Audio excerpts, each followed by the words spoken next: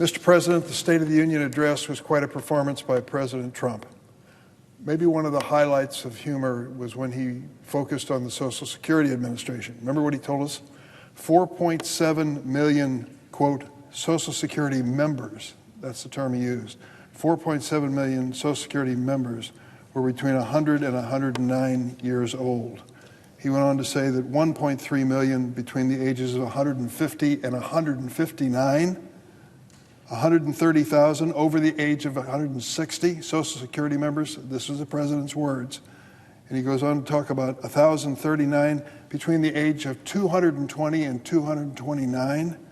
Even one 360-year-old person. The place was rocking with laughter to think that a federal agency as important as Social Security could be defrauded by people claiming to be this age and still receive checks. What a great joke. What a misrepresentation of the truth. What the president said was not true. It was misleading. It was overblown. It was inaccurate. In fact, it was just plain wrong. He delivered this address at a joint session of Congress to the American people, the one time each year when we are to focus on the president's words. And he made these deliberate misrepresentations of the Social Security Administration.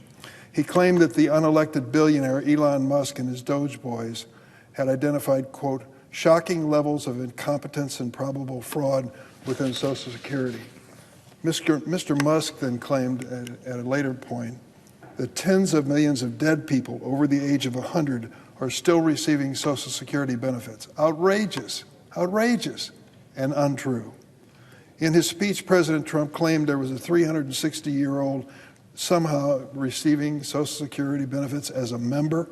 I'm not sure what that means. Obviously, it raised eyebrows. How could somebody born in the 1600s be receiving Social Security benefits? Turned out it wasn't true. What the president said was misleading and untrue, not truthful.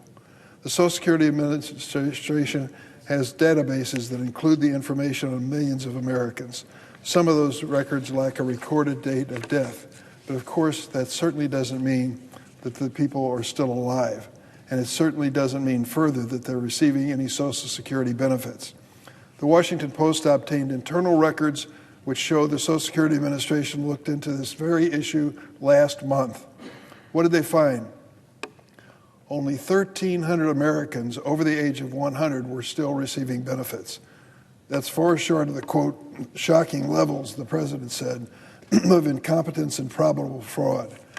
Excuse me.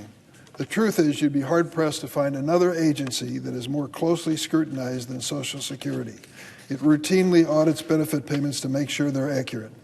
The Office of Inspector General conducted a report in 2024 which found that less than 1% of Social Security payments were improper. Less than 1%. But President Trump's statement made it seem like Social Security is riddled with fraud and incompetence. Payments to a 360-year-old individual? Outrageous, untrue. You wonder why he said these things to the American people in his State of the Union address. I believe President Trump and Mr. Musk are intentionally misrepresenting the challenges Social Security faces as the rationale to implement their harmful policies. The Trump administration's disdain for Social Security is clear. Elon Musk, the president's unelected buddy, described Social Security, quote, the biggest Ponzi scheme of all time, said Mr. Musk, and shared a post on Twitter that called those who benefit from federal programs, get ready, quote, the parasite class. The parasite class, Social Security recipients.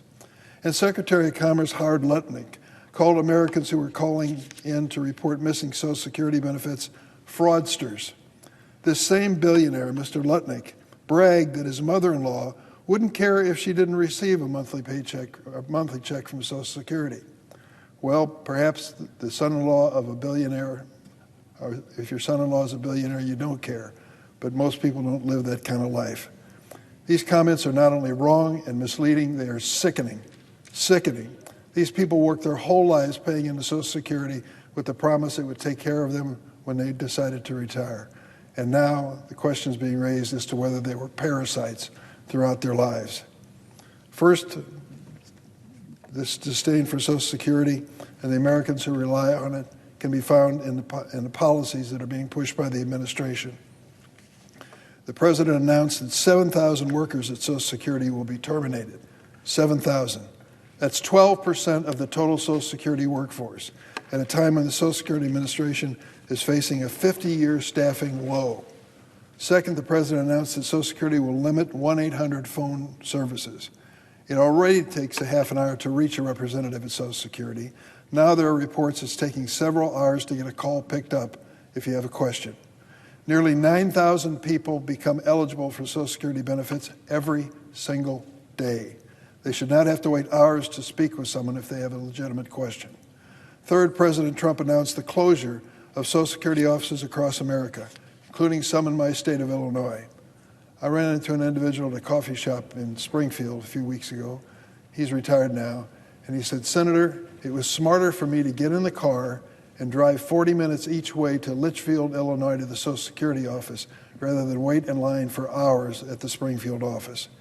Each one of the actions taken by the Trump administration has made it more difficult for seniors and people with disabilities to access their benefits. Americans are worried, some are even terrified, questioning whether or not they will continue to have access to earned benefits and essential services. How do I know? Many have written to me. Carolyn from Chicago recently told me she tried to call Social Security to make an appointment. She was told the wait time on the phone was 120 minutes.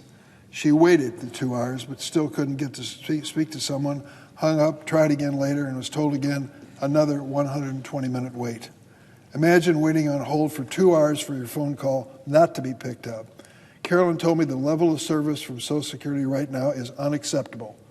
She's kind, and she's right. Americans depend on Social Security and its workers to pick up the phone, answer the questions, and help them secure their benefits. Social Security is a bedrock of American society. It is a promise. Almost all of us contribute to it throughout our lives, expecting it'll be there when we need it. But as usual, President Trump is making the problem even worse. Since 2010, Social Security's customer service budget has been reduced by 20%, accounting for inflation. Staff has fallen by 11%, while 13 million additional beneficiaries have started to receive benefits. For too long, we've asked the Social Security Administration to do more with less, and now President Trump has taken that to an extreme. So I'm calling on him to abandon these plans. If you actually want to make Social Security more efficient, it needs more well-trained people, more resources, more funding. We do not need the recent college graduates in the so-called Department of Government Efficiency taking Social Security for a joyride while their grandparents are in the back holding on for dear life. And we certainly don't need the sage advice of billionaires who cannot begin to understand what it means to live month to month waiting for your Social Security check, as so many Americans do. Mr. President, I yield the floor.